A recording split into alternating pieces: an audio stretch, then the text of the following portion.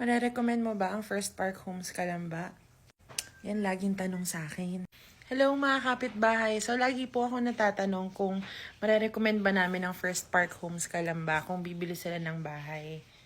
Ako po si Charlotte and nakatira na po kami sa First Park Homes since January 2022.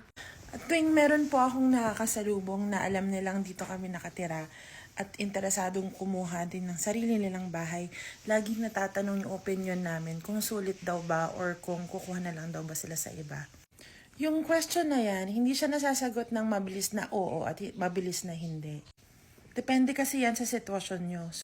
Bago po ang lahat, opinion ko lang naman to at base to sa sarili naming experience dito sa pagtira dito.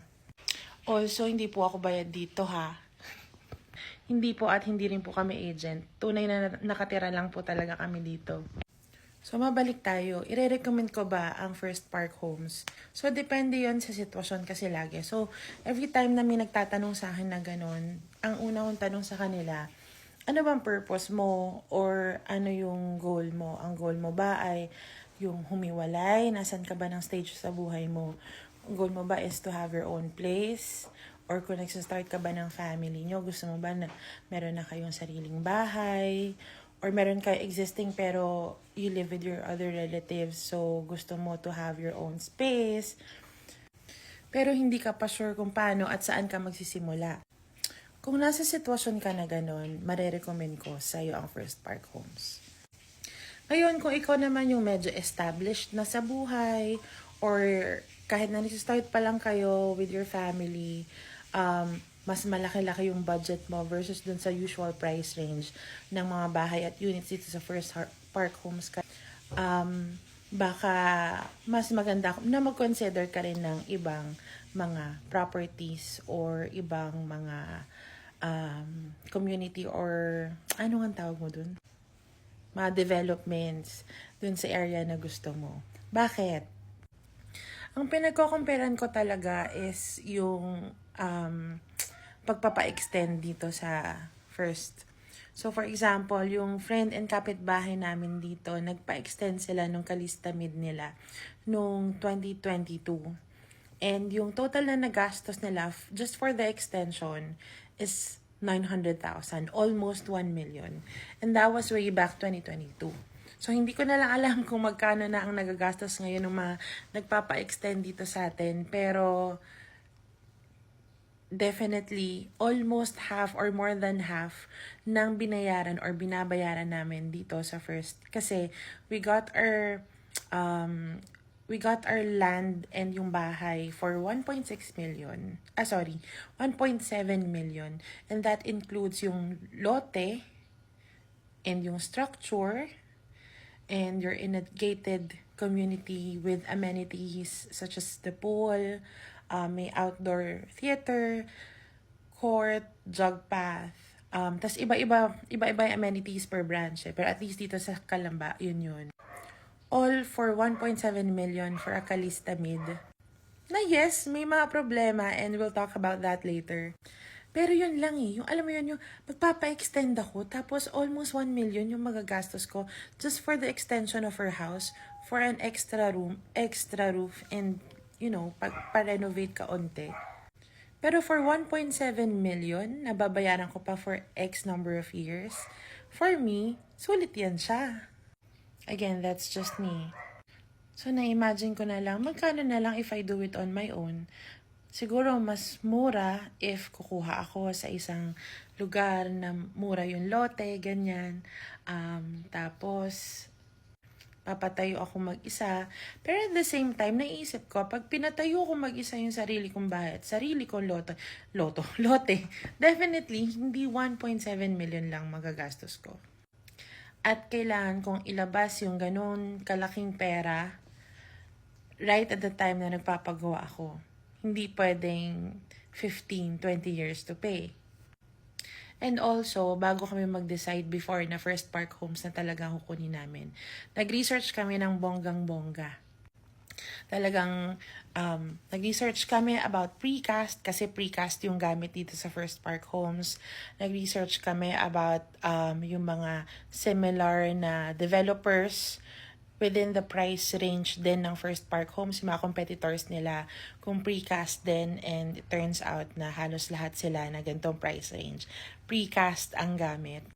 Ni-research din namin kung meron din bang mga problema dun sa mga similar villages, and out of the money na we have, alin doon yung makukuha namin yung best value out of our budget.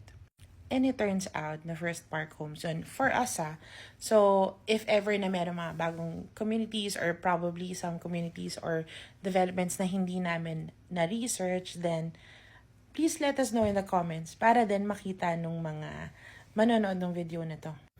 Even pala yung mga cracks, ni-research din namin kasi may mga cracks daw.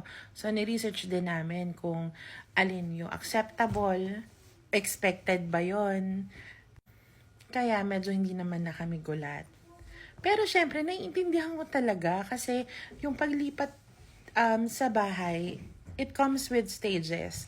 Lalo na yung stage na hindi ka pa nakakalipat, inaantay mo yung turnover or bagong lipat ka, tapos first time mo makikita yung flaws ng bahay. Nakaka-stress yun. Tanong, Charlotte, naka-experience ba kayo ng leaks dyan? Oo. Ano pa? May mga sira yung mga faucets before? Oo, meron. Nahirapan ka ba mag-follow up? Nahirapan kami. Nag-email ba ako ng sangkatutak? Oo rin. Nung kakalipat nga namin, na-realize namin na iba-iba yung wirings Mali-mali But, does it outweigh the advantages? Para sa amin kasi hindi naman. Na-outweigh pa rin yung mga good things, yung mga bad things na nangyari dito sa amin, sa pagtiran namin dito sa bahay namin sa first. Kasi yung mga sira, magagawa din yan. And eventually, pag ayos na lahat, may enjoy nyo na rin yung bahay nyo. Katulad namin. Sa mga mas may higher budget naman, and I don't think this kind of community is for you, mas maganda siguro to explore other properties na lang din. Or you find it hard to join a community na merong namumuno. Like here, marami kasing mga rules. Siyempre, when you're in a village, marami kang kailangang sundan mga principles, mga policies, mga rules. For example, kung gaano yung speed limit, kung gaano kabilis ka, yung color ng bubong mo, or yung design ng gate mo, or yung design ng paparenovate mo. If you find it hard to follow those, baka mas magandang you just build your own house on your own lot. So, in a nutshell, if you're trying to find a way para magkaroon ka ng sarili mong bahay, kunwari single ka, or family kayo na nagsistart and you want peace of mind to have your own place, para maging queen ka ng sarili mong bahay, and you wanna start somewhere, definitely I can recommend this for you. Try it out. Check nyo lang kung gusto nyo. Again, hindi kami agent, so please, tawag doon, sana walang mga comments na katulad ng pang-agents. But if you're looking for a bigger, nicer home, and you think yung village life is not for you kasi maraming mga rules, then maybe this place or this community or si First Park Homes ay hindi siya para dun sa needs mo. Diba, no, Calvin? Yes? Ayun lang mga kapitbahay. Sana meron akong naitulong sa inyo today. Bye-bye po and see you soon.